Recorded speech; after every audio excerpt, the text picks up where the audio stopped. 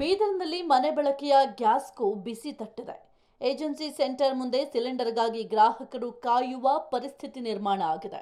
ಬೀದರ್ ಜಿಲ್ಲೆಯ ನೆಹರು ಸ್ಟೇಡಿಯಂ ಹತ್ತಿರವಿರುವ HP gas agency centre ಮುಂದೆ ಜನರು ಕ್ಯೂ ನಿಂತಿದ್ದಾರೆ. ಕೂಲಿ ನಾಲಿ ಬಿಟ್ಟು ದೂರದ ಹಳ್ಳಿಗಳಿಂದ ಬೀದರ್ಗೆ ಬಂದು ಸಿಲಿಂಡರ್ಗಾಗಿ ಜನ ಕಾದು ಕುಳಿತಿದ್ರು. ಸಿಲಿಂಡರ್ ಸ್ಟಾಕ್ ಇಲ್ಲ, 5 ರಿಂದ 6 ದಿನ ಬಿಟ್ಟು ಬನ್ನಿ ಅಂತಿದ್ದಾರೆ ಸಿಲಿಂಡರ್ ಏಜೆನ್ಸಿಗಳು. 15 ಹಾಗೂ 30 ಕಿಲೋಮೀಟರ್ ದೂರದಿಂದ ಬಂದರೂ ನಮಗೆ ಸಿಲಿಂಡರ್ ಸಿಗ್ತಾ ಇಲ್ಲ. ಬುಕ್ಕಿಂಗ್ ಮಾಡಿದ್ರೆ ಗ್ಯಾಸ್ ಕೊಡ್ತಾ ಇಲ್ಲ. ಬ್ಲಾಕ್ನಲ್ಲಿ 1200 ರಿಂದ 1300 ರೂಪಾಯಿ ಕೊಟ್ಟರೆ ಸಿಗ್ತಾ ಇದೆ. ಸೌದೆ ಕೂಡ ಇಲ್ಲ. ಅಡುಗೆ ಮಾಡಿ ಊಟ ಮಾಡೋದಾದ್ರೂ ಹೇಗೆ ಅಂತ ಜನರು ಆಕ್ರೋಶವನ್ನ ಹೊರಹಾಕಿದ್ದಾರೆ.